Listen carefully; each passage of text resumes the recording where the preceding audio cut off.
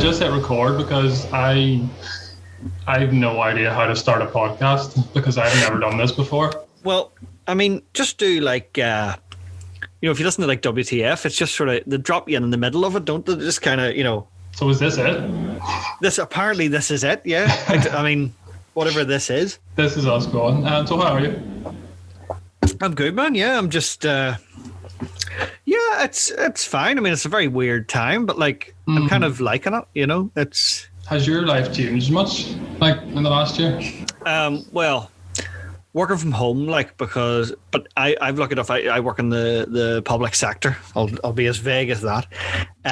So we were sent home, like, it'll be a year on Friday. Right. So, okay. Anniversary coming up. Pardon? Anniversary coming up. Yes, the big day, the big 01. So. Yeah, so we've, like, my income or anything hasn't been affected, which is quite nice. So I'm still, like, I've been work maybe once a week or something like that at the minute. But by and large, we're at home. And apparently this is the sort of life that I always should have been living. So you've been enjoying it? Oh, yeah. It's, I've realised that I remember, this is the right podcast, I suppose. Years ago when I was in therapy, my therapist said to me that I was an extrovert with very strong introverted tendencies. So, like, I like being outgoing. But it exhausts me, so I enjoy time alone, and this is definitely confirmed. That's like, I love the work is not having to talk shite with people. I totally get that. I'd be fairly similar. Like, whatever. Well, I'm currently now living with a girlfriend, but beforehand, whenever I was single. Mm-hmm. I was in a relationship for about 5 years, and obviously, you know what it's like living with your now wife, isn't it? Yes. You're always in each other's company, but whenever that relationship ends, I'm not saying that all relationships ending are good, but pretty much whenever that ended, I had this newfound freedom, and I was taking myself off on like holidays and things, and just being by myself for like a week, sometimes 2 weeks at a time. Yeah, well, that would probably be a wee bit. I'm too needy to be alone for 2 weeks, but I definitely think, like, one of the good things about our relationship, not yours and mine, is that we have while we have some common interests, we also have separate interests. So it's like you have those. It's fine to go, right, I'm away to play PlayStation for a couple of hours. Yeah, you need that. Or have a cracking wank or whatever. Whatever. I don't know if I'm allowed to say that in this. I don't know what your rules around content are. It's okay. Like, my mom's right there, but it's all right. That's all right. Nice to see you, Mrs. Bow. She's looking like a tree. Yes, no harm there. Beautiful woman. Very beautiful woman. I don't know her, but I'm sure she is. So we'll bring it all back to. Sounded very S Club there. It did. I was going to say S Club 7 there. Just put myself on. Don't stop, never give up, John. Poetry.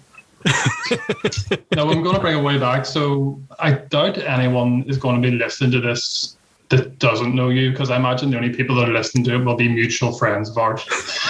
But in the don't talk yourself down. Don't talk me down. I might have a huge reach. You don't know. In the no, I'm talking about the podcast. In the rare circumstance that someone may listen to this, briefly describe yourself and how you first got into comedy. Okay, so I'm Alan Irwin, Alan Stephen Robert Irwin, if you want, the full name. Was going to be Robert Stephen Irwin until my granny pointed out that made my initials RC. So that's off to a good start. So yeah, I've done stand-up now for... My first gig was the 18th of October 2010. So that's 10 and a half years, thereabouts. Long time.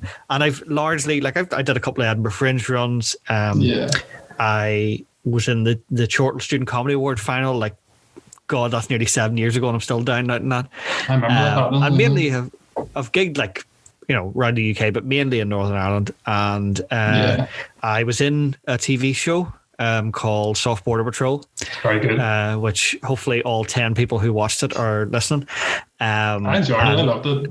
Thank you, Johnny. Thank you. So there's 3 series of that. So that's, what happened then was Brexit actually happened, and people went, "Oh, this isn't funny anymore."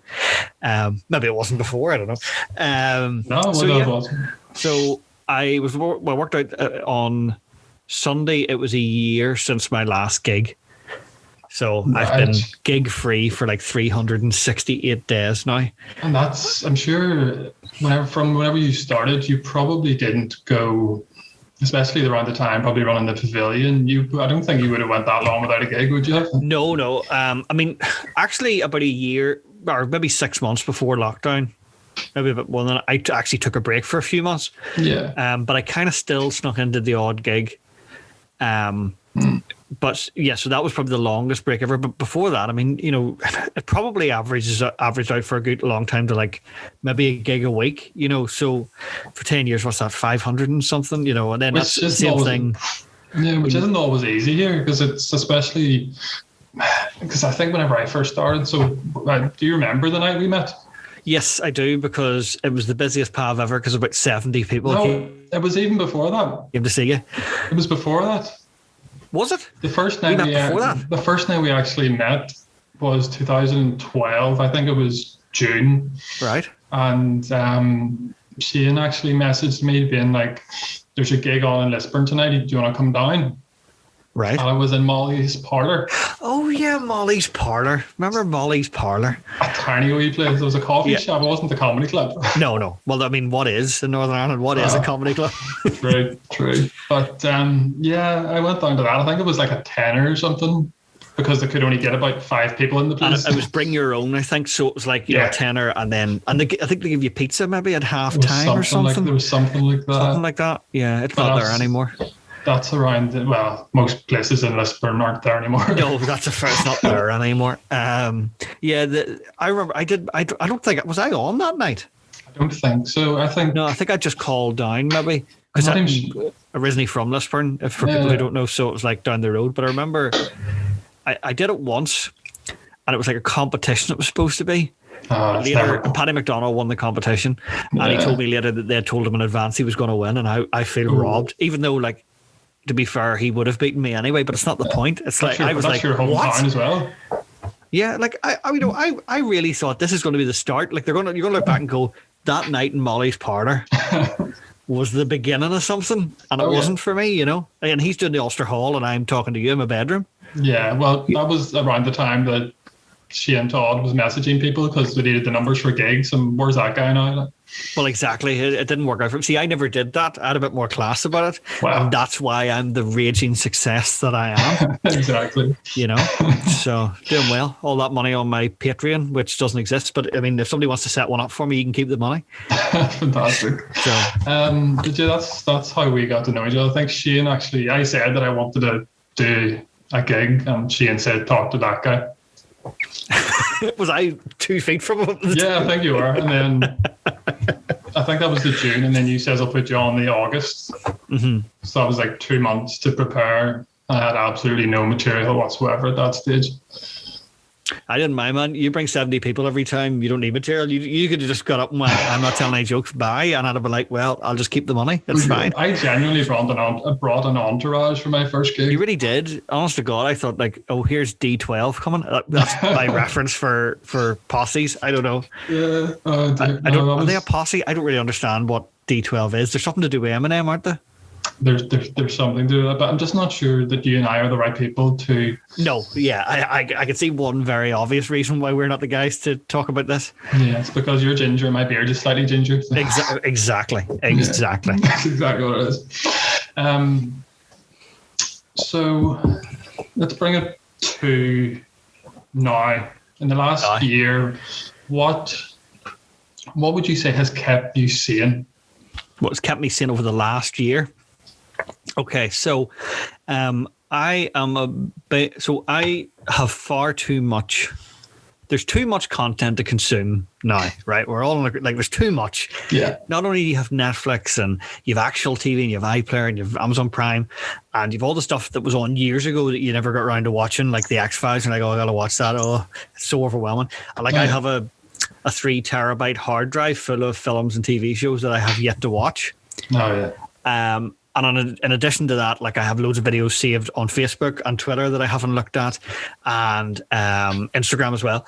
And I had a YouTube watch later playlist that was like 500 videos, but it's now down to 37. That's impressive. That's a big part of keeping me sane, was just working my way through my YouTube list and realizing that like things I was interested in 18 months ago, I'm not interested in anymore. What do you do when you finish that? I don't. We're going to find out pretty soon, Johnny, and I do not know. I'm a bit frightened, to be honest. I suppose I'll start then on like one of the other lists. You know, I do get great satisfaction from like years ago when we used to go just to the fringes like punters. Yeah. I used to do a spreadsheet of like everything we were going to see and like where's this and how far is it from the next venue that we're going to? Where's a good place? I love all that shit. So organization, I think, is like, I'm not one of these people. You had a lot of people who were like, oh, the daily exercise has been really good for me, or I missed the gym, and fuck off. That is not what I don't enjoy the outdoors, right? It's not that I'm totally against exercise. Yeah. But I find, I don't know, when I go outside, it goes for my nose or something. I'm not like bunged up immediately. I know the feeling. Or maybe that I'm never outside. So I'm like, I don't want any of that shit. But I've realized that working from home is definitely better for my mental health as well. So there's the that aspect to it where I'm actually like, I'm less stressed about work. Mm-hmm. So thus I'm more sane. Let's see what else. My wife obviously she's a student midwife, so she's kind of been in and out with classes and placements and stuff, but she's here, obviously, which is, I think it's very different if you live alone, obviously. Yeah. I don't really know how you keep yourself sane then. And then also about 6 weeks ago, we got a dog. So at the minute, picking up shit. Basically what it is, the beauty of picking up shit is that when you're not picking it up, you really value it. You know, like 6 weeks ago, I was not picking up any poo at all. None whatsoever. Not even my own. Like I went into the toilet, and now the moments where I don't have to pick up poo are incredible. You're like, oh, such freedom. And like yesterday, he had his first day ever where he did not go to the toilet in the house at all. And that was something I didn't even have to worry about 6 weeks ago. But now, not having to worry about it feels like an improvement. It's such a weird. It's a little win. It's a little win.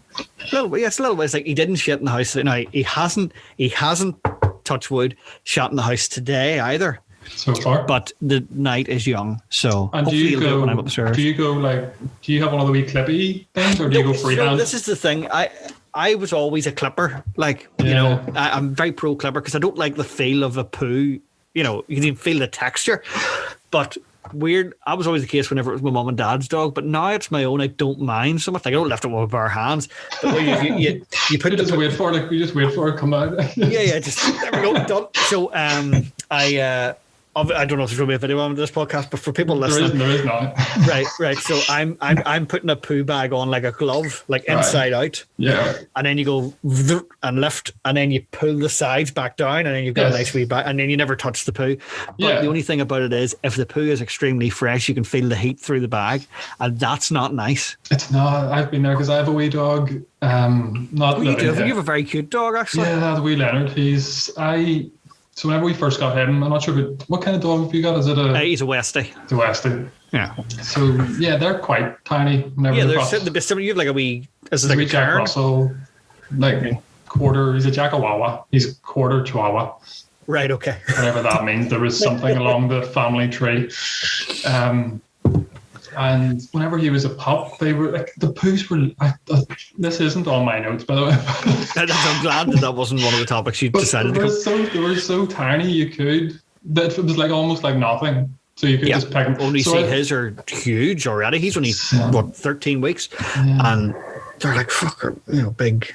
Yeah. Again, for the listeners, I did a circle the size of like half my head. So what are you using, like bags for life? Are you? I think it's all like we're using those big IKEA blue bags. Just throw it over the top. Throw it in. It's great. It's handy as well. Because you can just carry it away. It's lovely. Oh dear. It's like a big bag of stones. Fantastic. So we'll move on from dog poo. Sorry, This I warn you. Well, I should have warned you in advance, but I do have a tendency to ramble about something that's not related to what you asked me. Oh no, that's great. That's great. But we'll move. So that's what's kept you sane for the last year. So if we go to the other side, what has driven you insane? Okay. Over the last year. So Well, I'll say so. I'm quite. I would say I'm fairly left wing, right? Right. But Graham Watson, local comedy reporter, would jokingly call me right wing Al because I have this thing where I'm like, would people just fuck up? That's a real, like I have that thing.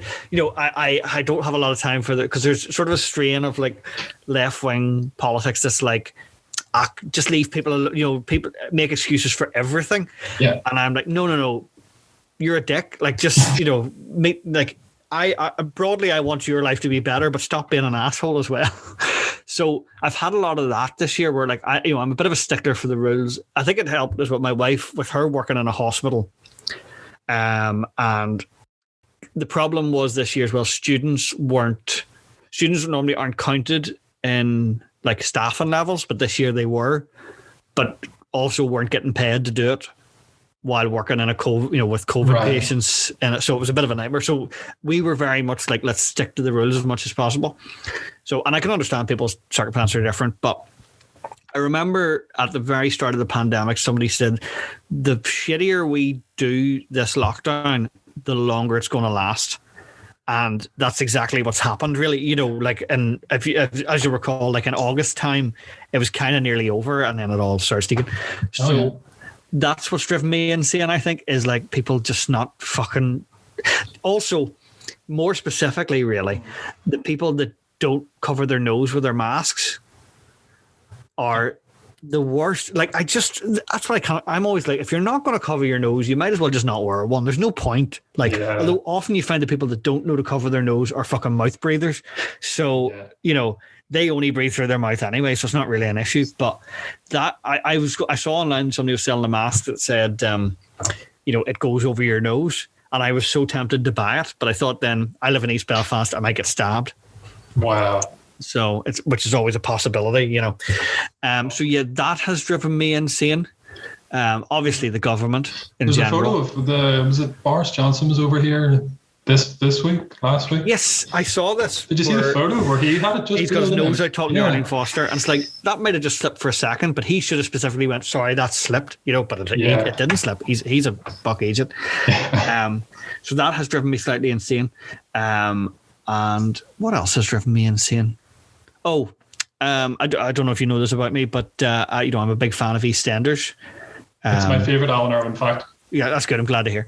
And EastEnders stopped at the start of the pandemic. So there was episodes for about 8 weeks, and then it stopped for 6 months or whatever.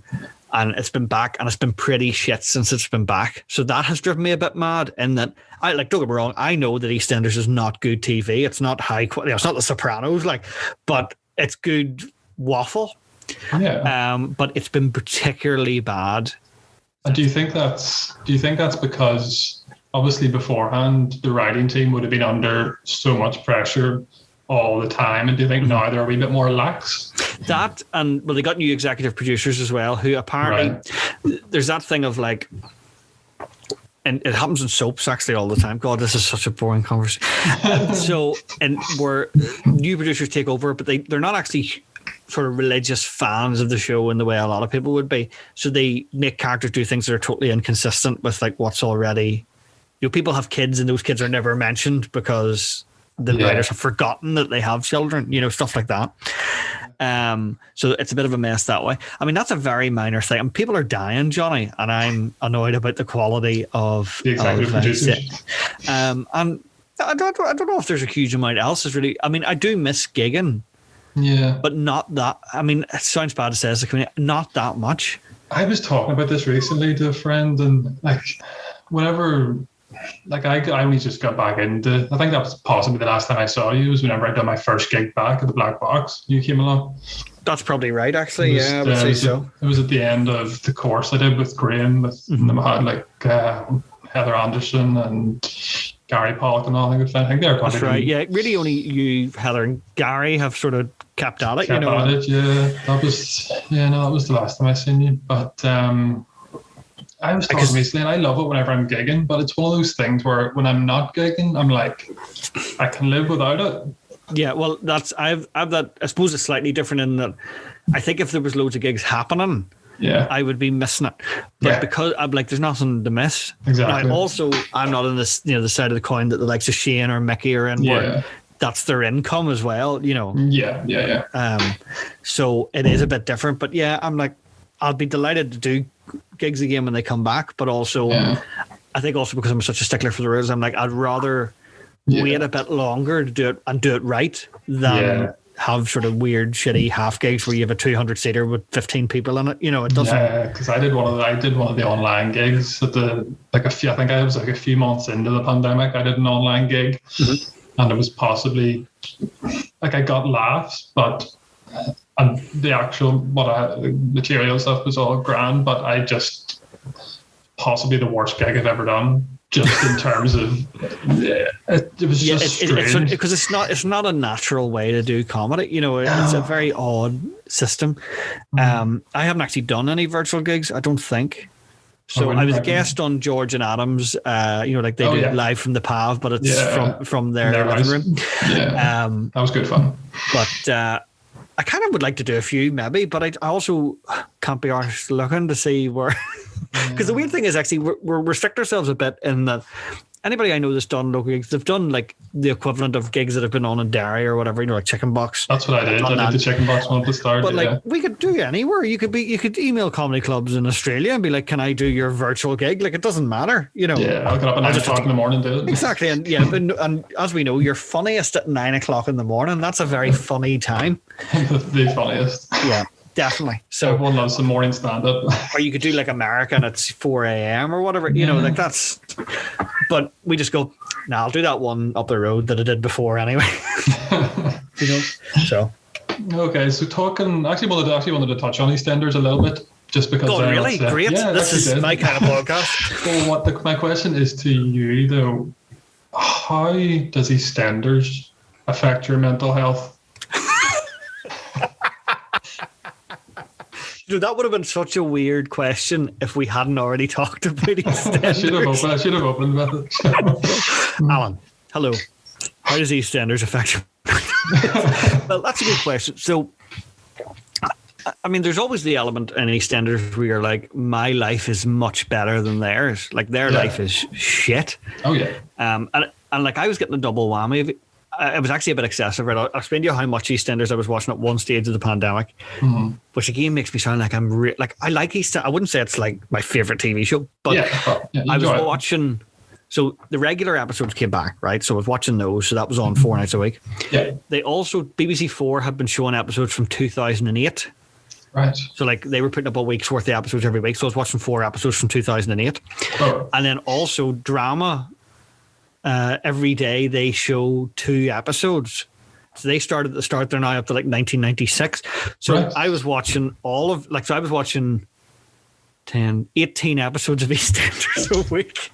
That's a lot of EastEnders. So eventually I gave up in the 2008, and I've kind of given up on the mid-90s. I'll kind of, I'll drop in now and again and be like, oh, what's Grant up to? Or Nigel with his lovely tie. People won't even know who that is, but he was great. Look him up. Everybody's about to find out that Mark Fowler has HIV. Oh, it's going to be bad. But yeah, so I think there's that element. Now, I think it's a positive for your mental health as well, in the sense of, how we all end up like we're browsing through Netflix and then you end up watching something that you've already seen 20 times because there's just something quite comforting about it. You know what's going to happen. Yeah. And you don't have the brain space. And I have this weird like recall of EastEnders. Mm-hmm. So actually watching like classic EastEnders is quite relaxing for me. I'm just like, because it was slower paced then as well. It felt more natural. Yeah. Storylines took a while and people didn't, Phil Mitchell's acting wasn't entirely breathing out at that stage. So there wasn't like car crashes and people getting murdered every week. Yeah, no, it was like, oh no, we can't afford our mortgage. What are we going to do? It was all that sort of stuff. And there is something very comforting about that. And also, I also did that show. Was it last year or the year before? Must have been the year before, obviously. All about EastEnders, and that was quite possibly the most fun I've ever had on stage because it was just a ridiculous slideshow of horror. So there's that positivity as well, I suppose. What happened with Phil Mitchell? Because give me the if you were talking to someone who didn't know EastEnders, right? Like what's the quick story of Phil Mitchell? Okay, Phil Mitchell is this sort of, he initially comes in, him and his brother Grant, right? And Grant marries Sharon, who and they own the pub. Yeah. And at the time, Phil's actually the level-headed one. He's like the sensible one. Grant's a bit of a lunatic because he's got PTSD from the army. Grant goes to prison. Phil has an affair with Grant's wife. They then fall out, but they make up, and that's fine. Then Phil gets married to another woman, Kathy. Then they have a child, but he becomes an alcoholic. They divorce, and then from then on, as the 90s go on, he becomes more of a gangster kind of guy. And then he ends up on the run at one point for like 2 years, comes back. Then he's the hard man of Walford. Then he gets addicted to crack and sets fire to the Vic. He gets off the crack. I don't know this. He loves crack. And then he goes back on the drink, and then his liver fails. So he has to get a new liver. So he has to stop drinking. He gets a new liver. His mum asks him to help her commit suicide because she's dying of cancer. He doesn't want to do it, so she does it herself and just writes him a nice letter.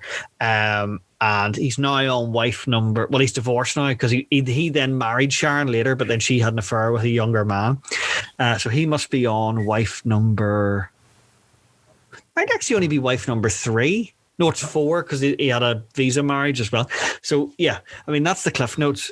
And now he's like a gangster guy. So he mainly goes, hey, and get out. That's it. That's all he really says. It's all I remember from EastEnders whenever I was younger. It seemed to just be every episode someone was getting thrown out of the pub. Oh yeah, get out in that pub. Yeah, because you're bad. Peggy ran it then, and she was a wee poison dwarf. She was hard. She was hard. She's dead now. Barbara Windsor. God love her. Yeah, what used to have as well, they had she's really tiny, so they had like a step up on behind the bar, so they were normal height, but it meant like Grant and all looked massive because they had an extra 4 inches of height. It was like, oh, there's big 6'8" Grant Mitchell coming, and he left to be in that. What was that program that Ross Kemp was in? Now I know he did like Ross Kemp on Gangs, but there was that one where he was in the SAS. Do you remember? Yes, because that was the whole episode of Extras. It's a great episode. Oh, that is a great episode, yeah. Super Air Service. Super Air Soldiers, isn't it? Super Army Soldiers. I do apologize, Super Army Soldiers. I just want to look this up because it'll bug me. Hold on. I'm not sure what it was. Ross Kemp. I want to say Ultimate Force? Ultimate Force, yes. That rings a bell. Ultimate Force. Yes. Here, it's on Netflix. Whoa. All 4 series are on Netflix, so check it out. They made 4 series? Apparently so. Oh, wait, that's how many children he has. Hold on. They did also make 4 series, 21 episodes. And he's in it. So if you want something to do, there's nobody else that I recognize. But no, probably that. Lawrence Fox, you know, the big racist guy? No, it doesn't narrow it down. He was an actor, and then his career hit the skids, so he decided the best thing to do was just be really racist and form his own political party. It's not really a vocation. No, he's a very well-adjusted guy, that Loza. So, yeah, just don't sue me, Lawrence, but you are a racist. Yeah, and don't use racism as like future. As like a career choice. Yeah, career choice. That's exactly the word I'm looking for. You're like, yeah. Oh, I'm not getting much work, so I'll be a racist now. Daddy, when I grow up, I want to be a racist. Fantastic. Okay, so we're gonna talk more about. You briefly touched on it earlier, saying how in the house you're saying that working from home has almost helped your mental health. Mm-hmm. When it comes to performing, whether it's stand-up or acting, would you say it's, or even writing, because I know you do a bit of writing as well, would you say it helps or hinders, or would it be a bit of both? My mental health? Yeah.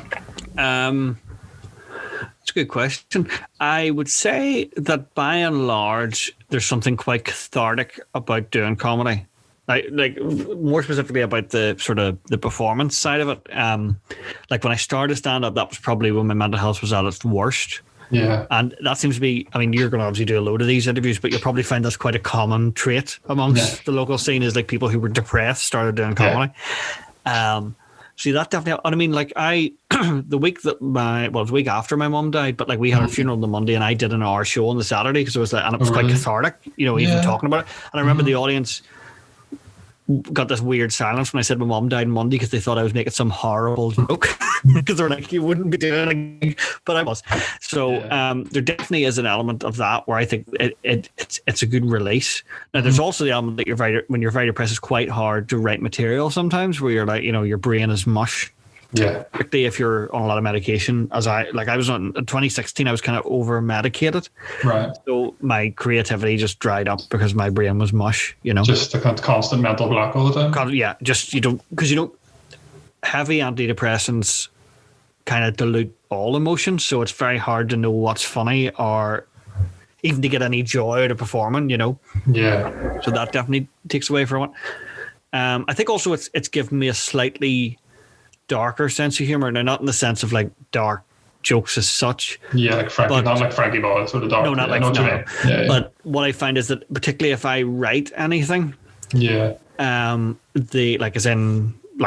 script sort of stuff. I wrote a few bits for Soft Border Patrol, and I recently sold a half hour to Radio Ulster for a thing. But every time I write an original character, their life is always really depressing. And I don't know if that's like, oh, look, they're not as bad as me, but also there's something I find quite funny about how grim their life is, but that they're totally unaware of how grim their life is.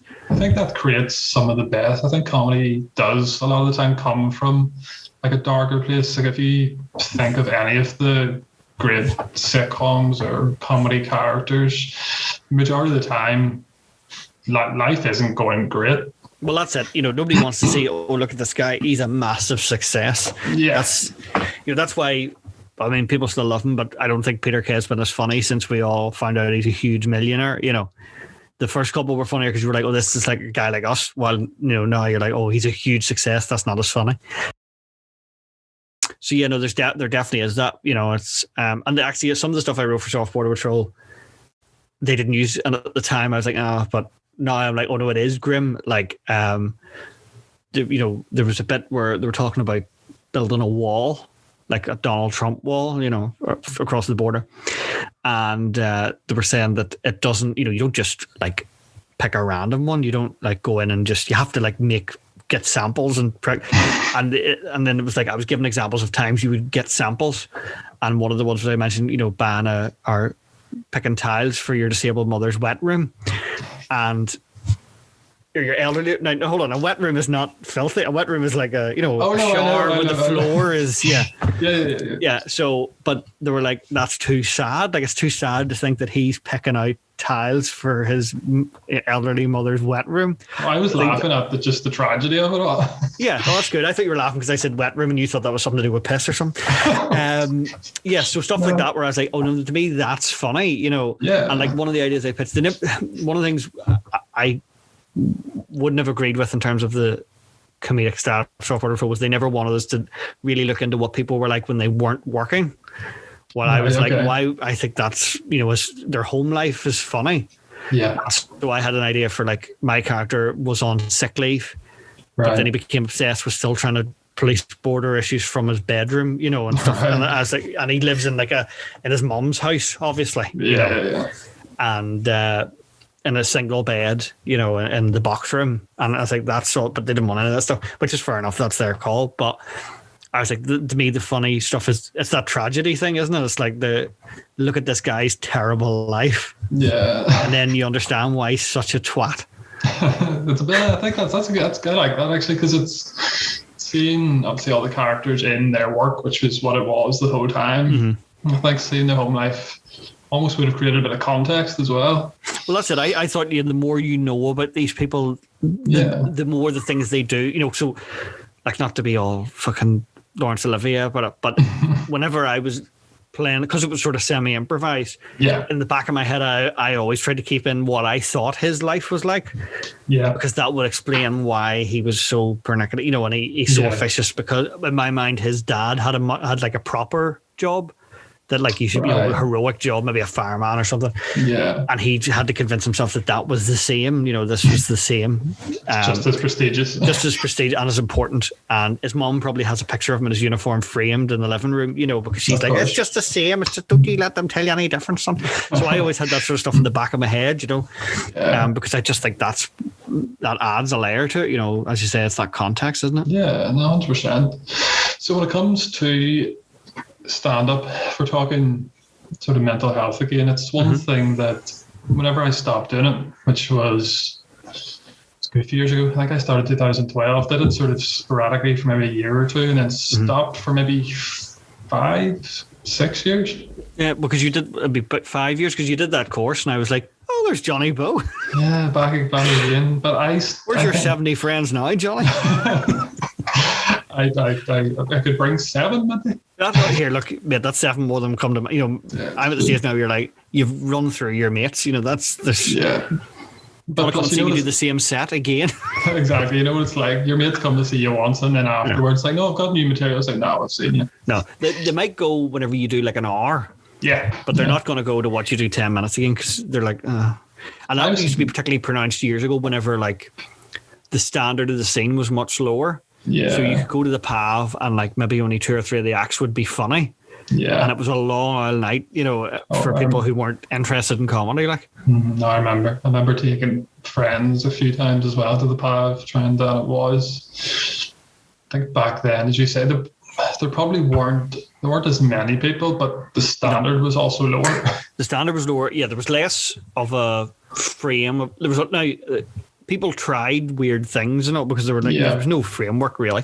Yeah. And also what's happened is a lot of the people who weren't great then, myself included, like have got better as time. It's just, through practice and experience. Yeah. But also definitely it used to attract a lot of loons. Like, there used to be a real subsection of like absolute lunatics that wanted to do stand-up. Yeah, it was crazy. It was one of those ones where I think people thought as well, like maybe just turn up on the night and be like, yeah, I'm going to do 5 minutes. Which to be fair, we called them open mic, but they're absolutely not. They're very strongly quality controlled. Yeah, and I think now back then it was definitely a different sort of game. And like I remember whenever I did my first one, I stormed it because it was my mates there and they were laughing. You stormed it also because your jokes were funny. Like, it's not, because at the same time, bear in mind that this is Northern Ireland. Like, your mates love to say you were shite. That's one of their favourite things. Actually. So it's almost begrudging that they go, oh yeah, I really enjoyed that, mate. They're not like, you're fucking shite, mate. No, that's true actually. But I started well, and then my second gig, I don't know if you ever did this, and I kind of hope you didn't. It was that bad, but because I had such a good night, someone messaged me saying, do you want to do a new night in Portaferry? Was that the Slip? Yeah. Oh, the Slip. Oh, you won't say his name, but I will. Lee Stirrup, right? Lee Stirrup ran this guy. Oh, I remember that. Did you do it? Yeah. Oh. I think I did the first one, or else the second one. I can't remember, but it was very early on. Well, I can't remember. It must have been 2012. It was towards the end of 2012 because would have been, yeah. Because I was still going with my girlfriend before Cleena. Yeah. And me and Ronan and Kieran Mina. You know Kieran? Yeah. I don't know, but I know often we've seen him. Yeah. We all went down together to do it, and we thought we'll go early, get fish and chips, and like try and make a day of it. And we went and like, do you remember the thing about the gig was it was upstairs and it was a restaurant really. It wasn't even a bar as such. Like, it was so strange. Yeah. But there was that like, it was like a balcony all the way around. Yeah. So you were on stage and there would be one row of audience members straight in front of you. And then there was a drop of about 15 feet and a 30-foot gap. And then more audience on the other side. So you have a different experience. Well, this was so like literally there was people that could barely see us watching the gig. And at the time I was doing my bit where I told jokes about Richard Nixon and pretended to have a nervous breakdown. Yeah. Sometimes I wasn't even that night. I don't think I was pretending. And I thought, fuck it, I'm just going to, and I took off my shoe and threw it at the audience on the other side because I was like, why not? Like, just to see if I could reach it. And I did. And one guy had to move his head out of the way. because I Did you nearly throw hit it- him in the face. Did you throw it aggressively or just like I'm gonna see No, I if I kind can of reach just. Well, I tried to make it look. I mean, look at me, Johnny. I'm not throwing with any accuracy, like strength, but yeah, I threw it. I was supposed to be aggressive. Yeah. But I wasn't throwing it Yeah, aggressive, if you know what I yeah, mean. But I get that. at the same time, he still had to move his head. I thought I was aiming above them, Right. but as I say, I'm very weak. So Straightforward. tell me about your experience. Was that? Well, I think you must have done it after me because whenever I did it, I think I might have been the last night of it. It didn't last. Loads of these gigs didn't last because he would anywhere would be willing to put comedy on because there's no money involved, Oh no, exactly. But it was we did it, and it was. I think it started at like 8 or 9 or whatever it was. So it was my second ever gig, and it was Sarah Jade's second ever gig. So we knew each other. We were in a comedy group before I did stand up. Mm-hmm.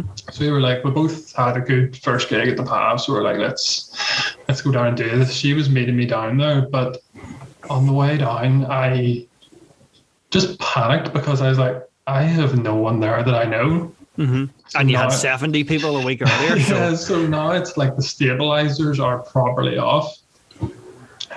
So I got a bottle of wine whenever I got there.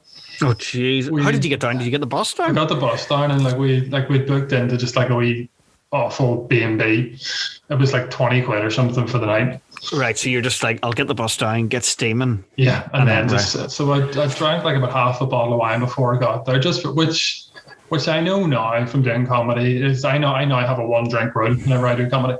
Yeah, Which is it's fine to like sort of so casually sensible. have a pint, Yeah. but you can't. The second one will fuck you over. It's completely one drink, and most of the time I'll just drink a bottle before I go on stage or something. But whenever we got there, I got there quite early, and the microphone was set up literally about 8 feet from the door. Like, So you did it. we did it downstairs. So that actually means that my way they went. That's better. Oh yeah, they did. Up on the balcony. Exactly. So we were literally just ruining people's nights. Is what we were Yes, doing. that's always the worst comedy. Is like it needs to be a room that's specifically for that. You can't just go people coming in. You're like, oh, there's comedy on, and you have to listen. It was awful. It's still to this day the worst ever experience I've ever had doing comedy. Like, do people listen, or Most people listened, apart from one guy who just kept shouting at whoever was performing. And like the guy was huge. He was probably about 6'6" and about 4 foot wide. He looked like a.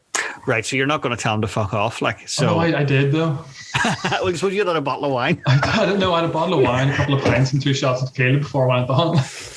Jesus, Johnny. So, like, there's me, up on stage. Well, not say stage. There's me sitting beside a group of friends. Yeah. Billy Who else Big- was on that night then? Remember other than Sarah Jade? Sarah Jade, Dave Cocky. Yeah, Dave McCahey. Yeah. Lovely singing voice, that man. Just, Yes, he's very talented. Who else? I'm sure Lee was on. He was saying or whatever.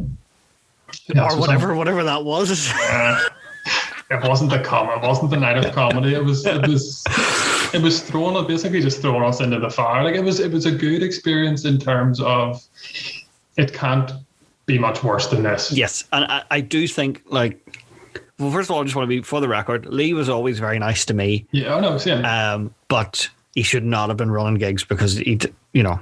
It's only actually really through doing stand-up for a while you start to realize, why does a gig work, like in terms of the actual space it's in, and the format, everything else. Yeah. Anyway, that's another thing. What were we talking about? Just gigs, and I think the point I was trying to get to, that we started with, was for me as well. Even to this day, I would suffer really badly from like anxiety before I perform anywhere. Even today, actually, because this is the first time I've done anything sort of creative. I'm kind of flattered that you were nervous to talk to me. I'm a delight. Don't be worried. No, yeah, but it's one of those things, or whenever because if this is terrible, it doesn't have to go anywhere. No, you wasted an hour of my life then, Johnny. I hope you're happy. No, I hope you're happy. I had a solid hour there. I could have got a quarter of the way through another one of those YouTube videos. Like, that's about an episode and a half of Eastenders so far. Well, exactly. But no, it's been great. But what I was trying to sort of talk about was how have you changed since you first started doing stand-up until now? Would you, like, in terms of nerves or anxiety? I would say, by and large, nerves are mostly a thing of the past now. Right. But so when I started out, yes, I mean, like everybody, it's terrifying, and this thing where you feel you need to pee like every 2 minutes before you go on, because you're like, what if I get up there? Although I've never ever needed to pee on stage ever. See, everything just switches off or something. Yeah, you don't think about that at all. Yeah. But I think actually, and this sort of ties into, I think, what we're talking about awful gigs. Yeah. That first couple of years, like, that was sort of predating there being any kind of organised scene. So me and a few other guys, particularly like to say Ronan Linsky, would be like, well, just go and do a gig anywhere because you just want the stage time. And so we had a lot of awful experiences. Yeah.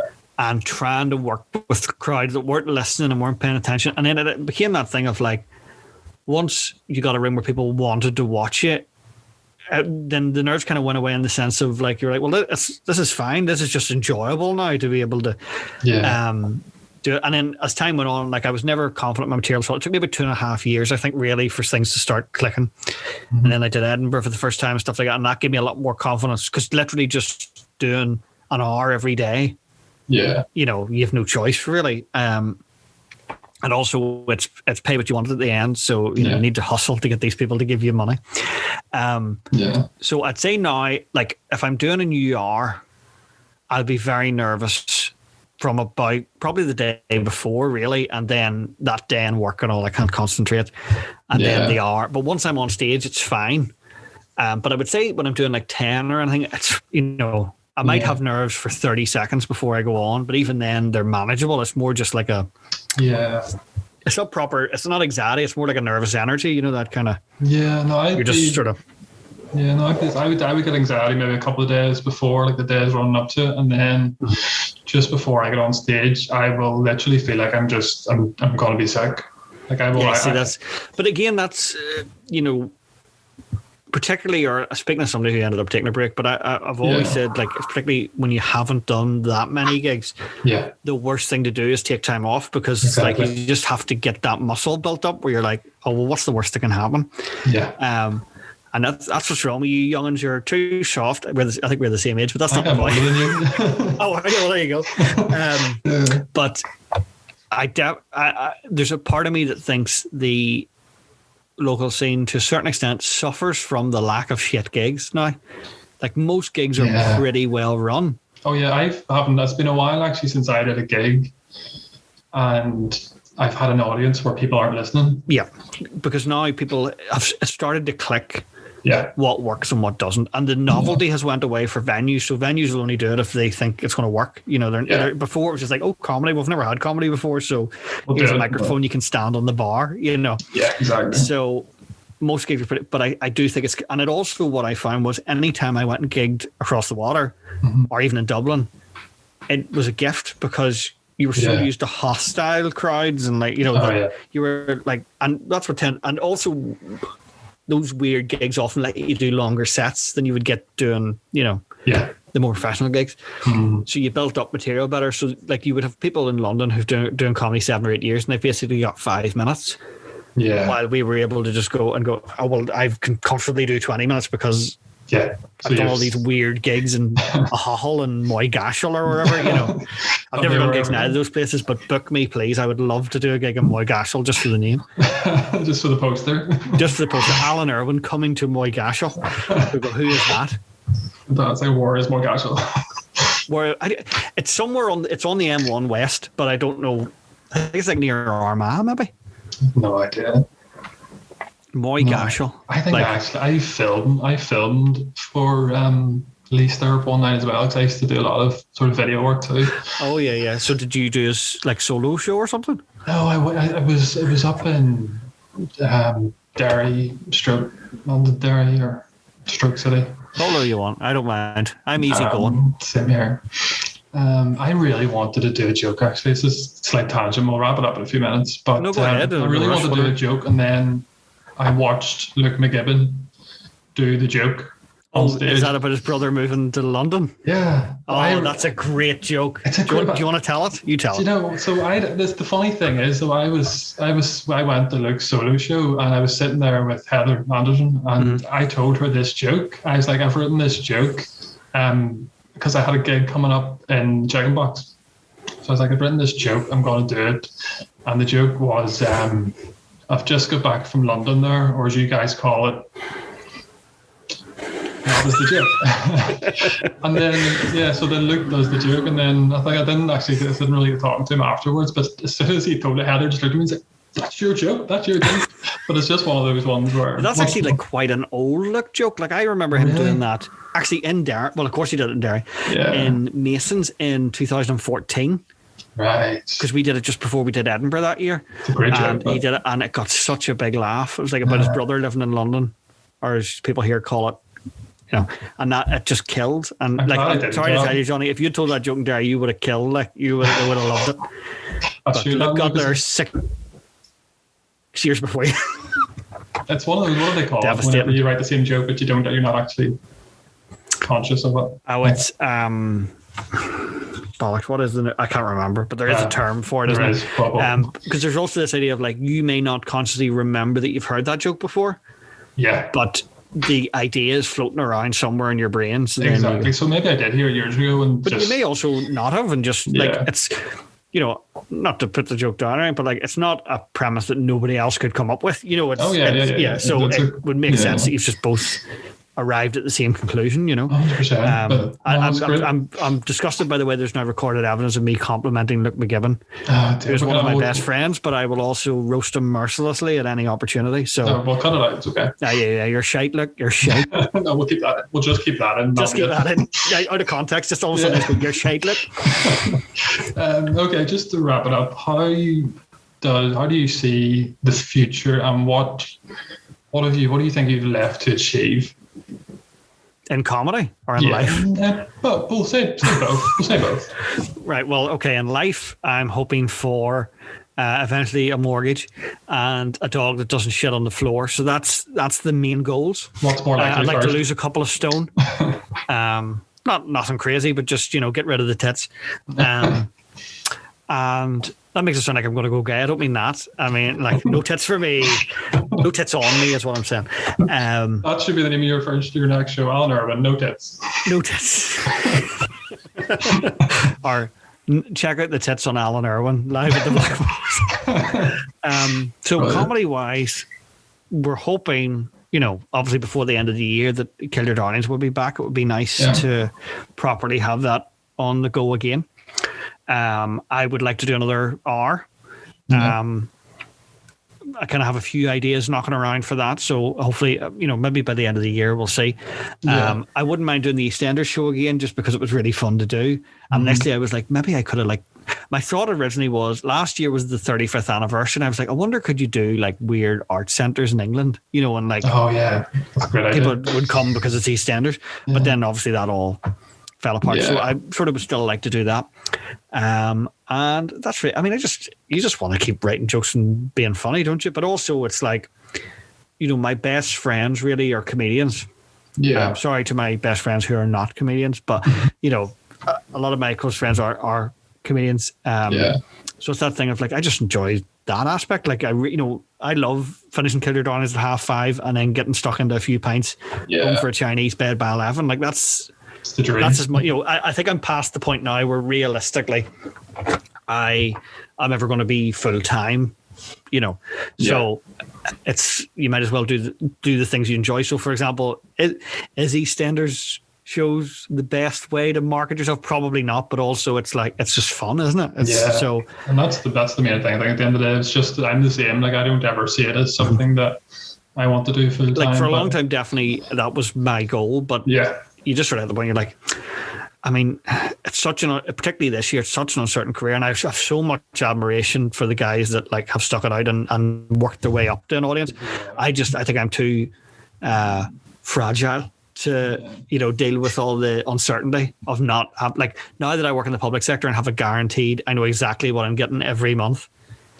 like, I don't think I can go away from that. Yeah, no, it's totally understandable. That's fantastic. I really enjoyed this, and thank you very much for being the first ever person. I didn't even introduce the podcast.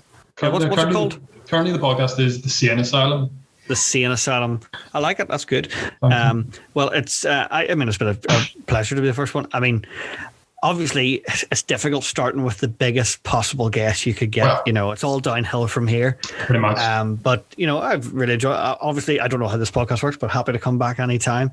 And you know, we'll be gigging together at some point, I'm sure. I hope so. We'll do the awkward sort of, I'm just going to stop the recording goodbye, and then we'll do the proper goodbye.